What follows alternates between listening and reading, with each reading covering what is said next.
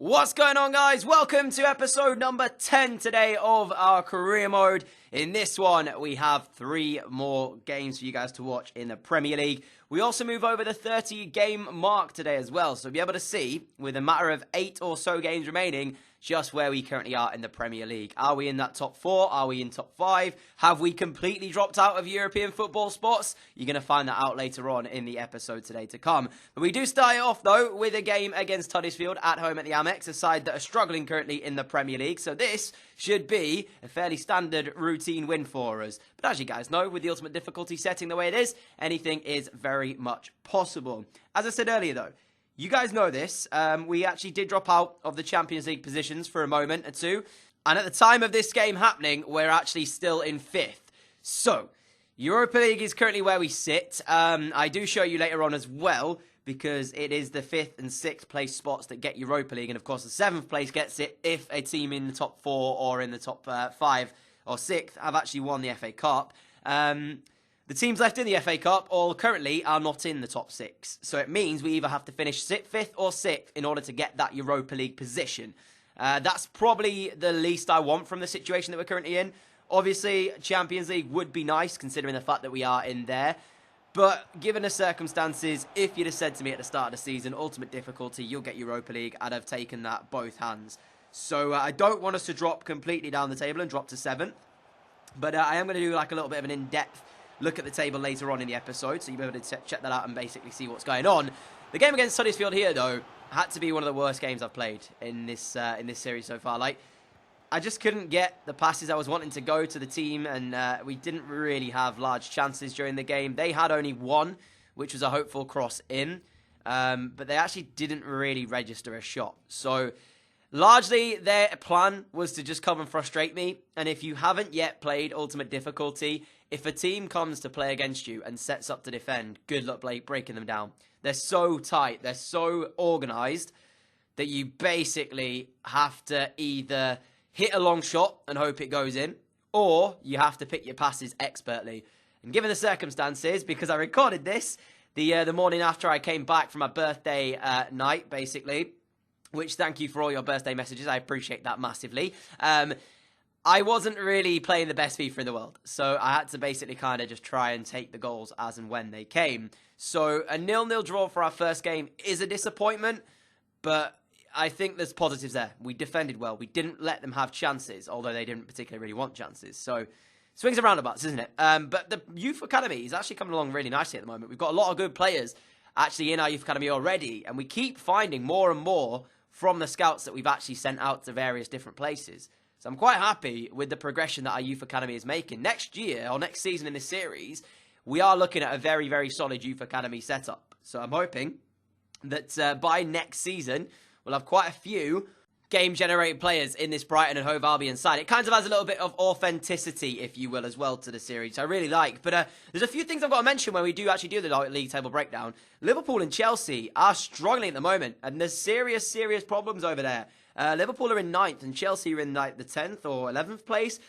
So I do believe that their managers, Klopp, Sarri, will be probably losing their jobs. So that job potentially could be open. We're not going to read into it too much, obviously. As and when an offer comes in, I will always let you guys decide it as it is. But yeah, could be interesting to watch that one. I'm quite intrigued to see what's going to happen to the managers of both clubs over there. We took on Palace, though, for our second game at Selhurst Park. A side, again, that are struggling in the division. Actually, I think all of the games we played today against teams that are in the lower half of the division themselves. So these should be routine games. But as you saw earlier, a 0-0 draw against Huddersfield makes it largely not routine. But Palace at home, they set up much differently to the Huddersfield side. It was more attacking threat on the go. They had a chance first. We hit the post second. Then Jordan Ayew found Patrick Cutrone, who found Wilfred Zaha, and I genuinely expected to see the net bulge here. But in the end, Cutrone was the man to take the shot on, and he hit it straight at Matty Ryan. The cross from the other side of that was very poor, and it went out of play. So half-time whistle upon us, and the score was 0-0 at the break. And with the 61st minute gone, we found Ali Razor, who would put us 1-0 in front. A timed finesse shot from the edge of the area, and you're going to see the little notification pop up to give us the achievement as well. I said it earlier on, or in yesterday's episode of one of the other games. I think I've cracked the time finishing aspect. Well, we scored from it here, and it was a really nice finish. The time finish finesse shots are absolutely outrageous.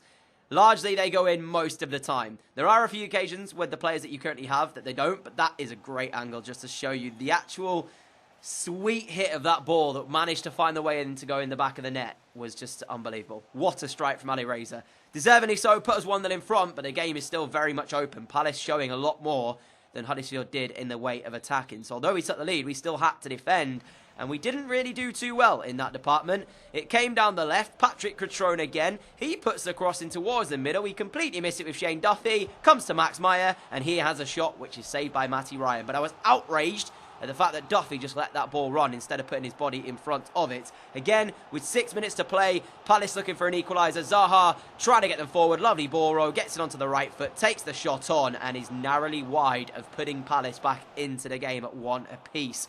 But unfortunately for them, at home, they were defeated. They couldn't find that equalising goal. They had an abundance of chances to do it. A much different game here to the one we saw for Game 1 at the Amex against Huddersfield. Both sides really going for it. We had so much more possession, but in terms of the shots, it was very even indeed. So that was a very good 1-0 win, all things considered. Although they were down the bottom side of the table, they certainly didn't play like it. Up next was a game against Cardiff at the Amex, which I decided to sim because I felt that we were going to win this one. Cardiff are really struggling at the moment. They are bottom of the Premier League table and don't look like they're going to keep themselves up. In fact, I've got a feeling it might be very nearly mathematically secure that they'll be playing Championship football next season. We'll take a look at that table in a few moments' time. But when I simmed it, I knew we were going to get the result here. 2 goals from Ryan Sessegnon, 1 from Lockadier and 1 from Pascal Gross was the reason we won this one by 4-0. A really good result here, and it gives us another 3 points on our quest to try and secure some European football.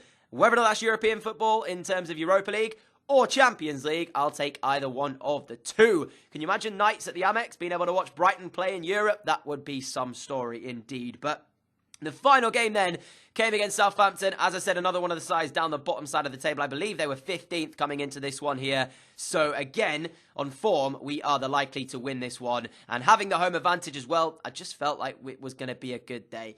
Beating Cardiff 4-0. We were the best defensive team in the division. Leicester had actually conceded 1 more, so we were only 1 in front of them. So even with that, I'm very, very happy. I'm not going to lie to you guys. Ultimate difficulty, I thought we were going to get spanked this season quite a few times. There has been occasions where we have been outplayed and actually been spanked. Spurs comes to mind in that 3-1 win that they got against us, and they are on their way to winning a league title. But considering that defensively, we still have been one of the best teams in the division, I'm very happy with that one. Southampton testing us early on in the first half, but we got the ball clear, found Pascal Gross, who looked for Izquierdo, and here I was so angry. Why did he slow down Izquierdo? He's got pace for days, but luckily, I have absolutely no idea how this ball went in. I'm not going to lie to you guys. Florin Andone, I take my hat off to you, because what he did there was unbelievable. The touch round the defender, gets onto the loose ball, and puts it in the bottom corner to make it Brighton 1, Southampton 0. And I've got to say this, time finishing, I got this timing completely wrong here, but still, the ball went in. Look at that little touch round the defender, gets on the end of it, and puts it in the bottom corner. I mean, when this went in, I was so happy with the ball. And we actually took the lead. We were the worst side in the first half. I'm not going to deny that. Southampton started off a lot better than we did. I'm going to put this performance today down to the fact that, as I said, I got in quite late this morning, gone, obviously because I was out celebrating my birthday. And that was the reason why I had a few iffy performances today. But I'm going to actually say this. We still got the results that we wanted. We didn't lose to Huddersfield. We didn't lose to Palace. We got the 1-0 win. And now we're 1-0 up here at the Amex against Southampton. And it could have been much more. Izquierdo down the left. This is where we need to be better. That isn't just a half chance. We broke through their line. Something that you don't largely do, and we've got to do better with our final ball there. So I was a bit disappointed with Izquierdo, but with the last kick of the game, pretty much, we had a free kick right on the edge of Southampton's box. It was Pascal Gross with it, and he was just wide of putting us 2-0 in front. Didn't care, though, because we got the 1-0 win that we required, and that is another 3 points that we can take on to the next game for us. Meaning now, when I show you this league table, that's 2 wins and a draw from the episode today. And there was only really that one chance from Andone to really show you. But we did the result. Now, taking a look at these results, I'm going to obviously highlight the teams that I want us to take a look at for the next episode to make sure we know their kind of results. Burnley are definitely one of them. They're very close to us in their chase for European football. I've got to admit, like, I don't know where we should be finishing now. There's 7 games to play for us, but if you take a look at how close it really is between the teams, it's a very, very hotly contested season. I think Spurs will probably win the title. I think we're guaranteed to know who's pretty much going down. It's more about who's securing the top 4 and who's securing the top 6. As we take on Chelsea next, by the way, for our next game. But this is the table then. So as I said, Spurs out there in front with a game in hand over Manchester United. 4 points clear on them as well. And the bottom side of the table is currently Newcastle, Fulham and Cardiff are the 3 teams in the relegation zone. Newcastle 6 points away from Palace as well. So looks like it might be one of them going down. But as we take a look at the top side, if you look at Liverpool in 10th, they're on 46 points. Chelsea on 47. We obviously play Chelsea next, so if they win that, they move to 50. Burnley are on 48, Arsenal on 51, Everton on 51. So we need to finish at least in the 6th or 5th spot for Europa League, or finish in the top 4 for the Champions League. So Chelsea's our next game. That'll be a very tough game to go over to Stamford Bridge and actually play against them. I'm not really looking forward to that at the beginning of next episode, I've got to admit, but we've got to go there and try and get a result. Bournemouth struggling, Southampton not doing great. Wolves are actually not doing too badly considering it's their first season here. But this bottom side, not too worried about that. It's this bit now.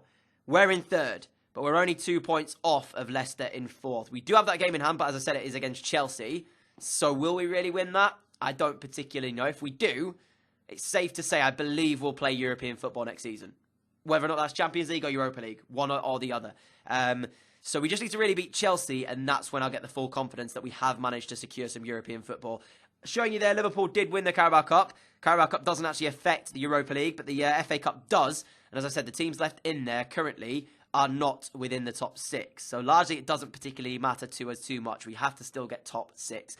But guys, that is it for today's episode. If you have enjoyed it, I'd appreciate a like rating. As always, thank you so much for all of your support on the channel. Really appreciate that as well. If you are new around here and like what you see, the subscribe button is down below. You can click that and follow me on the channel as well. Notification bell alongside it. If you click that, you don't miss an upload. You'll be notified whenever a video goes live. Until next time though, guys, thank you so much for watching. And I'll catch you on another episode very soon. Adios.